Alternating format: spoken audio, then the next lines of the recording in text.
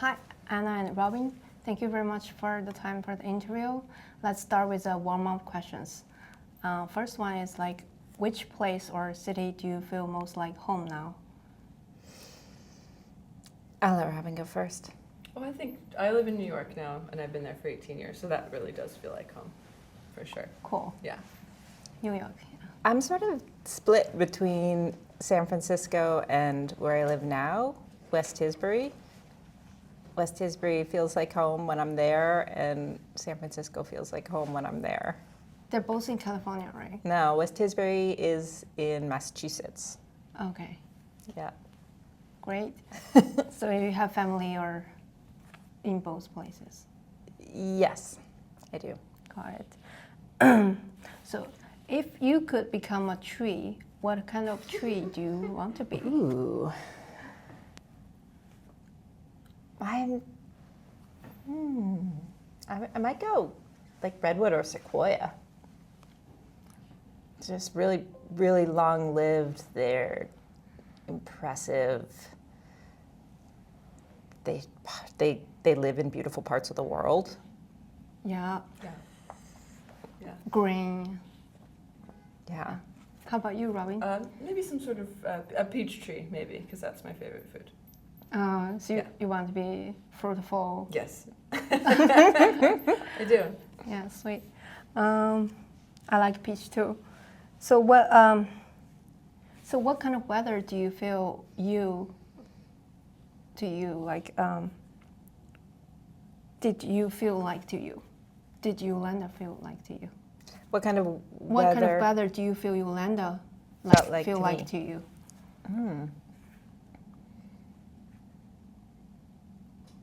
It's an interesting question. I never really thought about it in that way.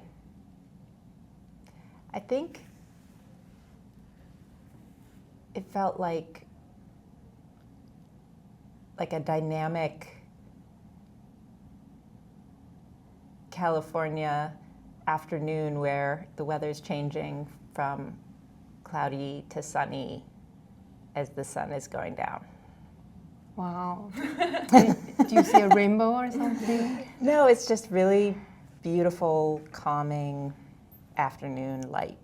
And it's dynamic. Cool. That's like your favorite weather? Is that kind of what the... It just...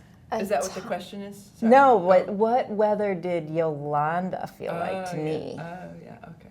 Yeah, and there's something about how time stretches out, and I really appreciate that time of day in a different way than the rest of the day, and it's like a combination of weather and light.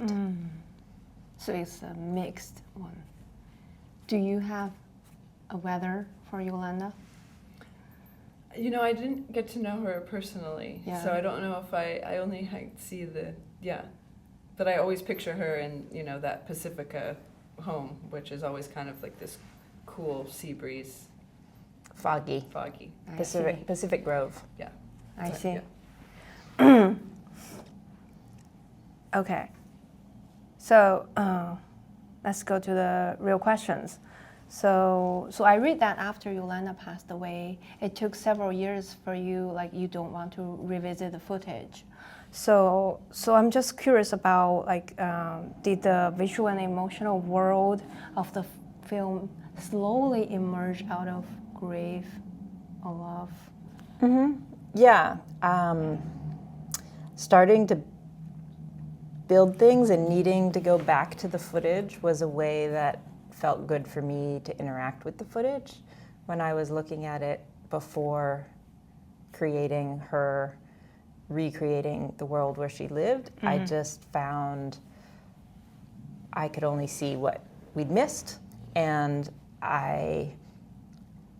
it didn't make me happy. But going back to the footage of her and the footage of her home to rebuild it gave me a reason to engage with it that felt natural and comforting.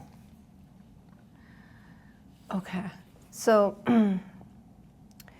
when you are so you spent 10 years building that space, do you feel like it's a way to you're not you're trying to presenting you, but like is it also a process of reconstructing yourself?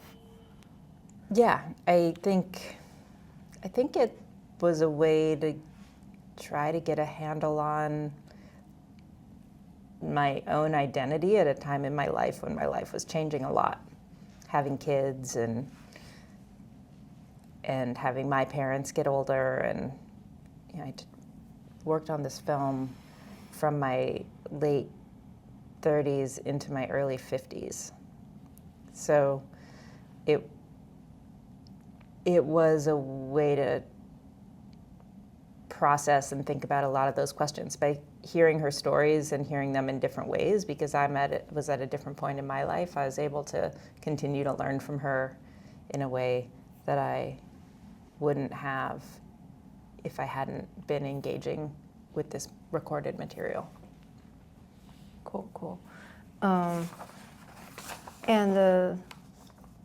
So here's a question for Robin. Like, so it's very fascinating to me, like those, not just puppet, but like the artistic language are not just decorative, right? And the puppet is like, it's not artificial. It's so natural and it's so vivid. It's like the real, but like it's, do you, like, so what do you think the puppet makes like emotionally that's like more natural or better than the live actions? Well, puppets are really great storytelling devices because they're kind of already metaphors. They aren't really humans, they just represent humans. Yes. And I also think that when you're watching puppetry, your brain as an audience member is really activated. So, the puppet doesn't have any feelings or thoughts or anything, but you as the audience are like projecting that onto the puppet. And so you are very engaged. So her feelings are your feelings because you're projecting them on to her. She's not emoting at you. You're like doing all this storytelling in your own mind when you're watching them. So how do you, like, so it feels like, is your relationship with Yolanda's puppet change over time? In that, like, I made it 10 years ago, yeah. And I've gotten a lot better in 10 years. So it's funny to see something that you made so long ago, but I have a lot of, when I see the puppet, I have a different reaction than anybody, right? Because I remember the process of making her, what it was like to puppeteer her and all the that. Second puppet was, the first puppet was 10 years ago, but the second puppet was maybe 2 years ago that we made them? Maybe the body. No, more than that. Not the head, but the body. Right, but like the one with the new hair and the new face painting was maybe 3 years ago you came out. But I mean, I never changed the sculpt of her face in a long time, or like the dimensions of her body or anything like that, but yeah. So do you have any challenges when you're making this just kidding. films and like make the film? Yes, it's all challenges. Yeah. What kind of challenge? I'm just curious about, like, using a puppet for a movie. Like. Well, I mean, there's a challenge to get her to like animate. What can we make her do in a way that's like realistic? We're limited in certain things she is able to do, like she can't like walk into a room and like pick up a cup of coffee and like drink it, and it's like she has a limited range of motion, but then we can also move her only so much before we're in the frame, and how do we manipulate her without like making it about us? So we have to learn different ways to tell a story with kind of some simple gestures, So and do you have to keep the room dark? Just curious. Like we actually shot a lot of stuff outside. So normally when I do puppets in the theater setting, like normally only light the puppet, have the puppeteers in black. Yeah. Not in shadow, but then also wearing black, so we're not drawing attention to them. I see. But we shot a lot of that outside, which is a totally different thing. So that just had to do with like camera perspectives. But we did shoot some of those things where we were there and we're wearing gloves and cool. we're kind of hidden. Yeah. Cool. Talking about my recording with my 94-year-old grandpa. I feel like so this film really resonated with me, and I want to learn. But like I realized that like for very old people, memory can be both physically and mentally exhausted. And some memories are even hard to revisit.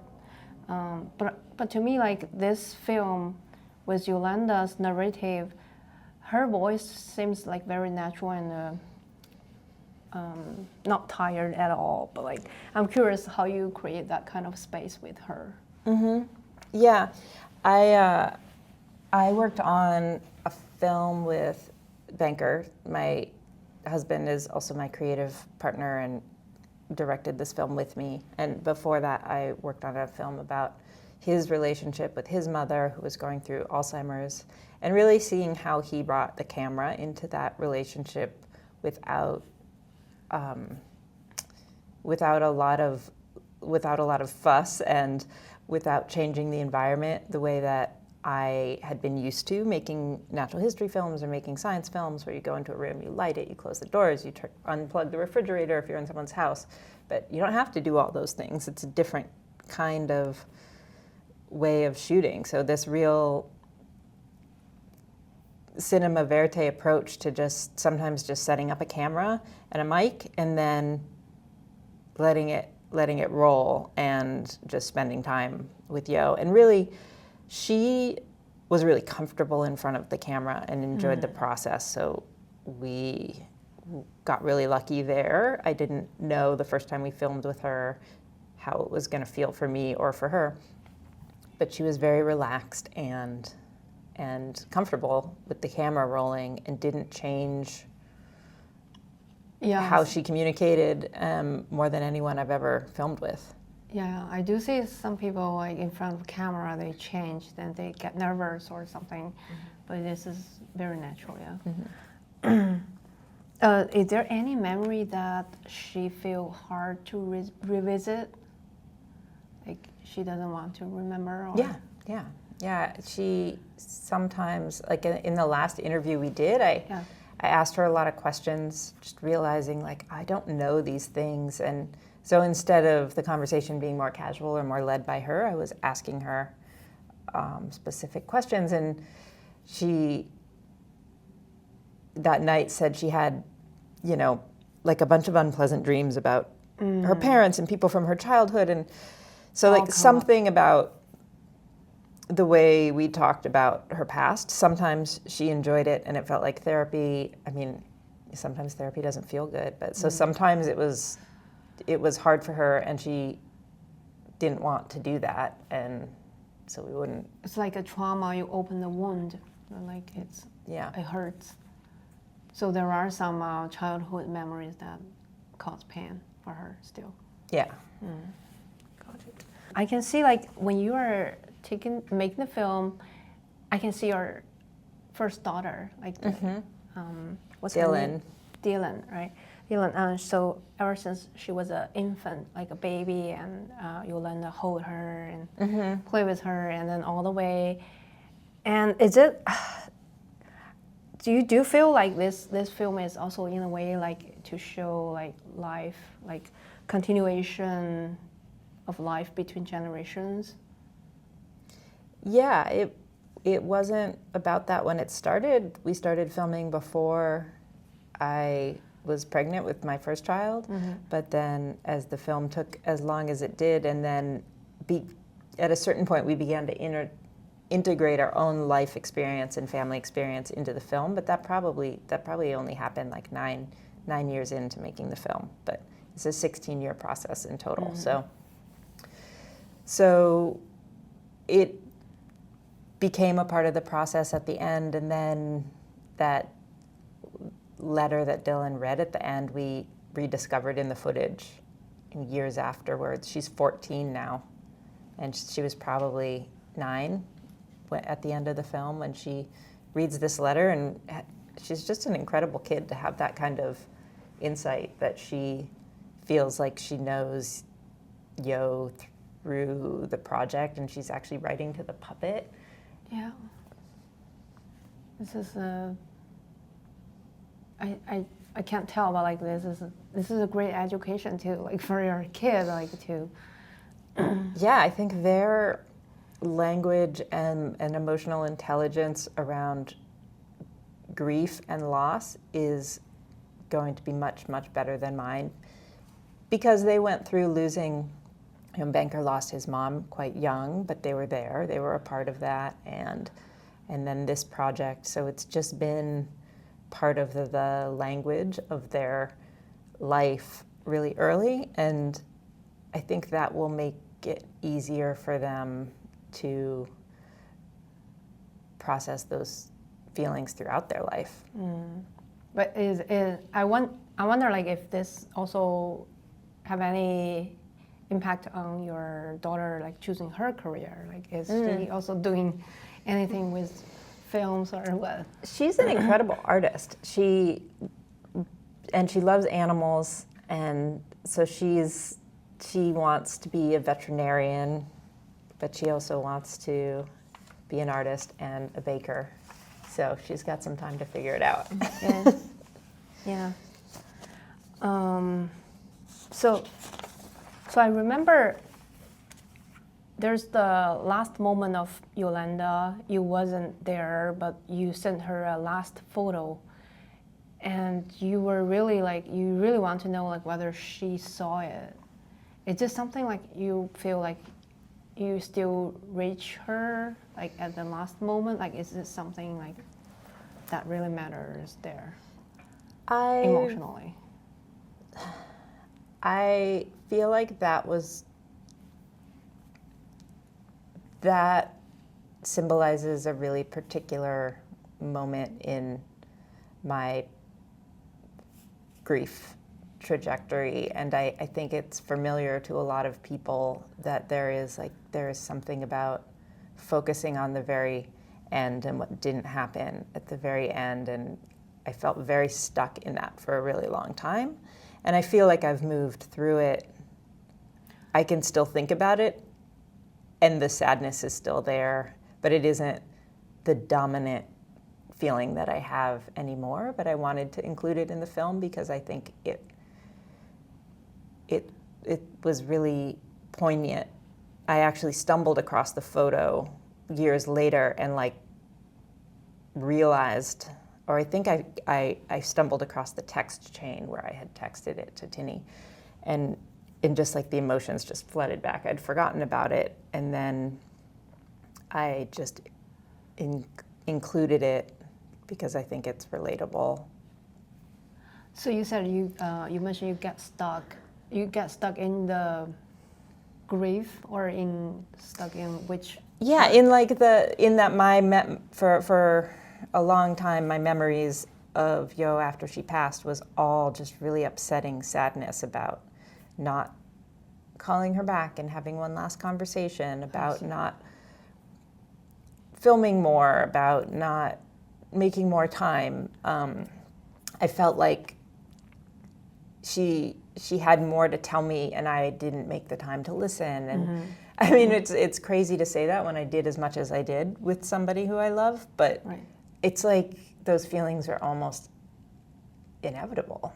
If you love someone, it's really, and they're gone, those things just feel very present. You don't let it go. You feel regrets about not there, and you never get enough. Like you want her to live forever, right? Yeah. But that's that feeling is still a part of me, but then I have so many other feelings that are like good feelings, and when I watch the film, I feel like Yo is very alive and in my life, and I'm sharing her story with other people, and so I have a lot of good feelings, and I still have the sadness, but at one point it was like all sadness. Yeah. So if you go back to 24 years old, the version of you just met Yolanda, what would you like to say to yourself and to her? I mean, to myself, it's just like, it's gonna be okay. It's gonna be okay. Just don't worry so much. Like, it's Yo. I feel like Yo could see that in me. Like, she could see me and be like, "You're gonna be okay." But I didn't feel that at that age. I may have pretended that I felt that, but I didn't feel that. But actually, YO feeling that made me feel like I could trust myself because she could see things for what they were. I don't know if I would say anything different to her. I loved our relationship, and I bet I definitely would. I would try to tell myself to just relax a little bit and enjoy life. It's gonna be fine. Yeah, I think worry is like it will always be there. We always worry about something, but it's just enjoy life. I like it. Enjoy the moment. Yeah. After making a film like YO, so do you like what kind of stories or films do you want to make in the future? Like, does this filmmaking change anything in your like direction or like? I love making films about where the human world and the natural world intersect, and that makes its way into this film through some of the bug scenes, and some of those scenes are inspired from films that I did a long time ago, and and how natural history and art making are woven through this very personal project. I would love to make a film using those elements that's not a personal film next. And the other thing I'll say is we worked with a huge collaboration of artists, and that's something that I absolutely love to do. I know Robin from an incredible art scene in the Bay Area, and so we got to work together. She introduced me to a whole bunch of amazing artists who helped us build this house, and we had art parties where people would come in and make shingles, build the mailbox, and Simon Sheffens was also a huge part of making this film, and he's an incredible creative. We were both in the Extra Action Marching Band with him. So really like having a project that's kept me close to YO's family, that's kept me connected with the artist community, and to be able to continue to work on projects that engage a whole community of artists is really like the best possible path for continuing to make films that I would want to do. This is awesome. So why is it so important for you to work together with all those great artists and to make? I mean, it's impossible because that's just the best thing. Yeah. You enjoy it.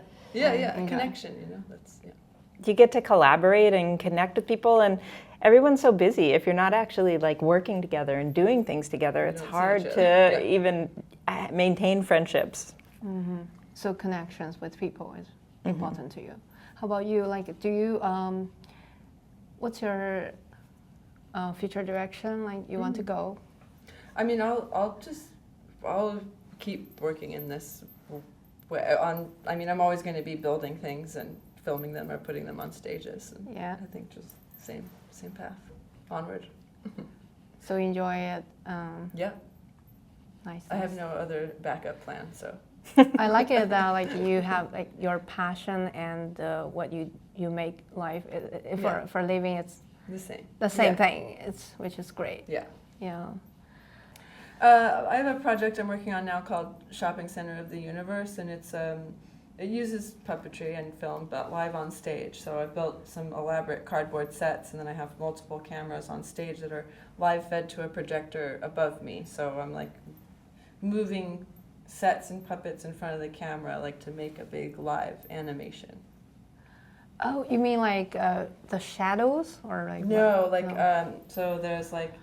It's like if that camera was connected to a big projector, and that was being projected live, we can like animate like small things in front of it, and it creates a large thing behind us. Oh. It's just like I want it's to just see like it. if you, it's like if you make an animation, stop motion. You know, you have puppets and you move them in front of a camera and you make a film that way. It's just that I'm doing it live, so I'm not like recording something and playing for you later. Oh, I see. You're seeing what it's a projector, like for a bigger live. screen. Oh, I see. Yeah. Do you want to do this angle like for her? It's like. Yeah. So we have that in China, like it's been many years history, like we live do puppet, live puppet. Yeah. But we use like, do you also use strings like to hold them, or do you? This show is everything is made out of cardboard. Oh. And there's not really any human figures in it. But how do you move them? Do you? Just with our hands or strings, or I mean, little strings or little things, strings. or hidden behind something, or magnets, or I would like to learn that. Yeah. It's called Shopping Center of the Universe is the name of the show, and you can Why just is look it? at me on Instagram, and there's a bunch of stuff about it. So it's a shopping center of the universe. That's the name how do you of the get show. the name? Yeah. So it's about something about. It's about like growing up in Middle America in a land where there's just like there's one shopping center after another. Like every place looks like it could be any place, you know. Oh. Yeah. Just like homogenized kind of commercial society. So where do you get the inspiration? Well, I grew up in a place like that, and I've always hated it.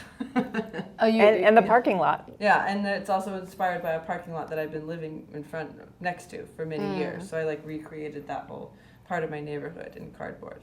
So what do you want to express in that?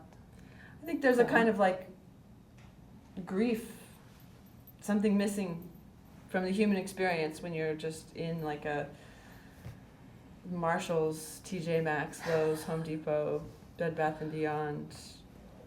Universe. Yeah. As every place is the same. Yes.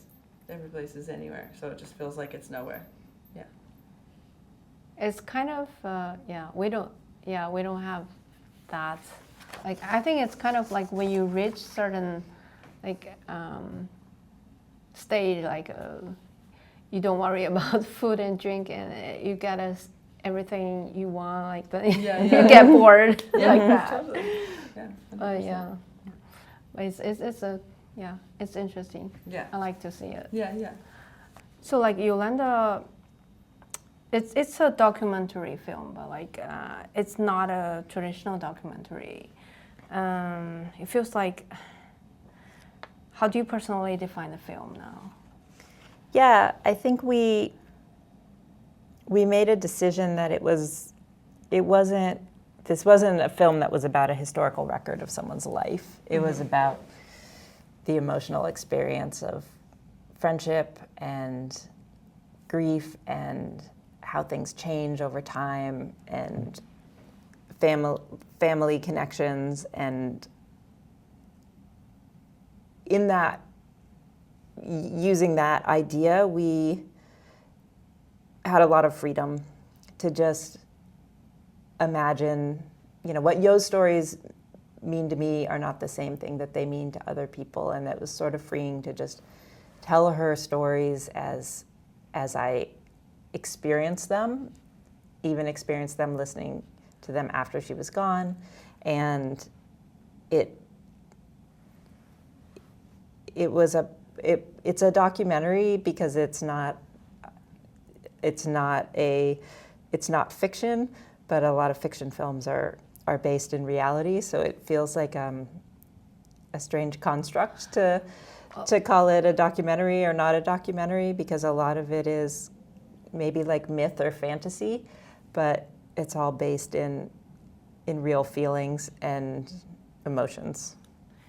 That actually, I want to ask, like, for the memories, it could be true or it could be not real, right? It's memories. It's like they're the stories we tell. Like for YO, she's telling these stories that are the stories that she's told over and over about her life, and whether it happened just like that, or that's how she remembers it, or that's how she needs to remember it, and then how I remember it. But it had a really interesting full circle moment when her kids came, her daughter Catherine's in her 70s and saw the film last week for the first time, and said she was able to like see this whole part of her mother's life differently and feel what it was like from her perspective because of how it's the scene where the puppet's walking in black and she's talking about having her children taken away and what that felt like. And it was really interesting for me to hear that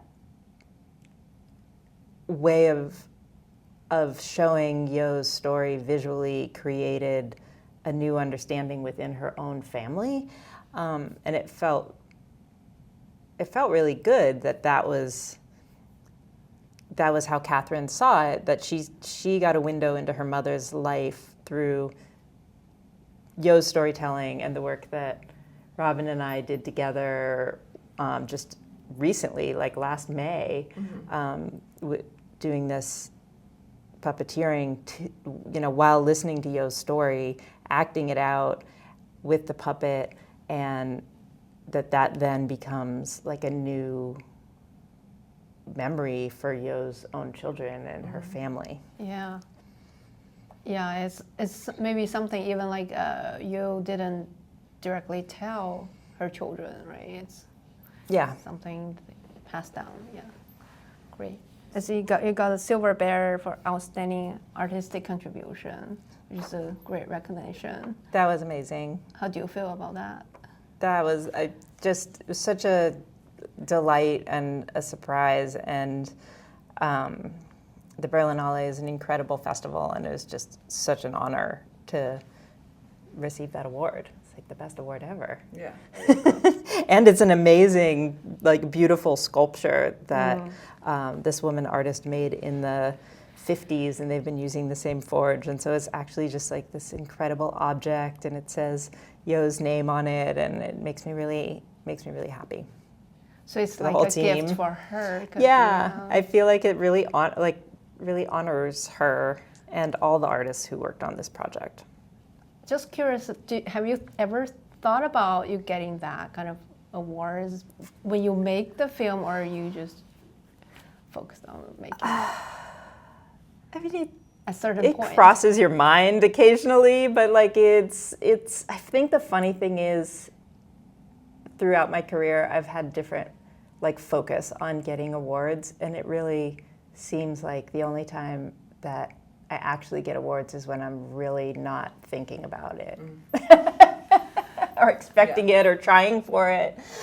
So it was not something we were going after. It was a real surprise and a delight, and I think it really just acknowledges how many hands were on this project and the patience that it took to put it all together. Yeah, it's been like 16 years. Yeah. Yeah, this is amazing. I really appreciate your Thank you efforts so much.